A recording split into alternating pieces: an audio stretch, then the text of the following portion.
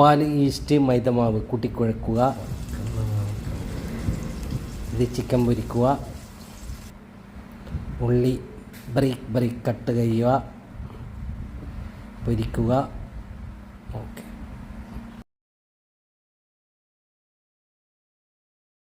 ഇഞ്ചി വെളുത്തുള്ളി പച്ചമുളക് പേസ്റ്റ് പോലെ അരക്കുക. അതിൽ ചേർക്കുക, മിക്സ് ചെയ്യുക. ഓക്കെ. മസാല ഓൾറെഡി നല്ല ലെവലിലൊക്കെ വന്നിട്ടുണ്ട്.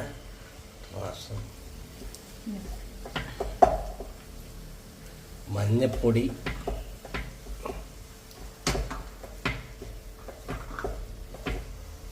എന്നിട്ട് രണ്ടാമതെന്ന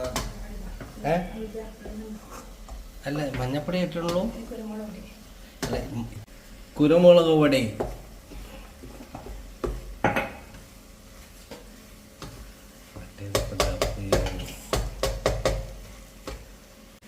ഗരം മസാല,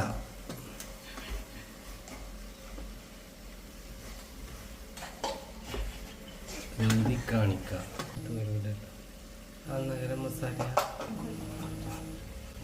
പൊരിച്ച് വെച്ച ചിക്കൻ ക്രഷ് ചെയ്തത്.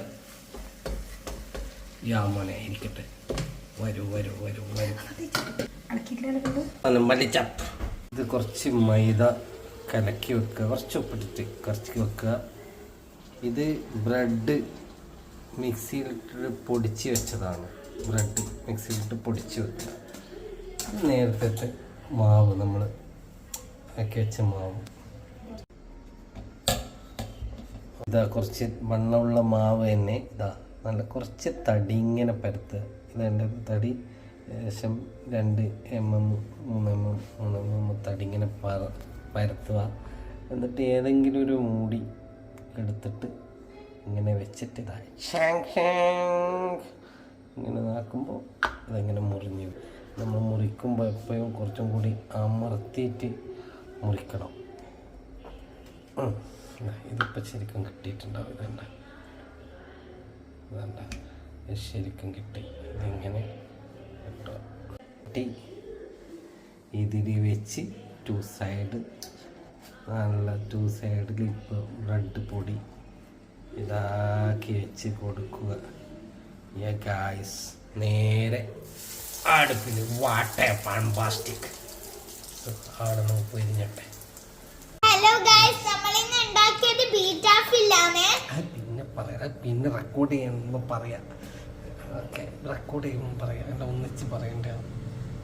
Mayonnaise guys. മസാല ആക്കി വെച്ച മസാല. ഇത് ഫില്ല് ചെയ്യാൻ പോവുകയാണ്. ഇത് ചെറുങ്ങനെ ഓട്ടയാക്കുക. ഐ മീൻ, എന്നിട്ട് ഇതിലേക്ക് നമ്മുടെ മസാല മെല്ലനെ കയറ്റി കൊടുക്കുക. എന്നിട്ട് നമ്മൾ എന്താ ചെയ്യേണ്ടത് വെച്ചാല്, എന്നിട്ട് നമ്മള് മയോണീസ് ഇങ്ങനെ തന്നെ വിതറി കൊടുക്കുക.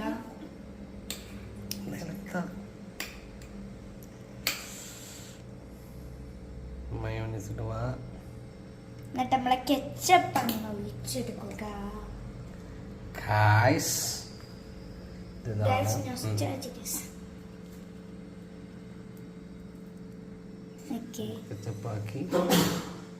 ഇതാണ് മൊത്തം ആക്കിയതിന് ശേഷമുള്ള ചിത്രം.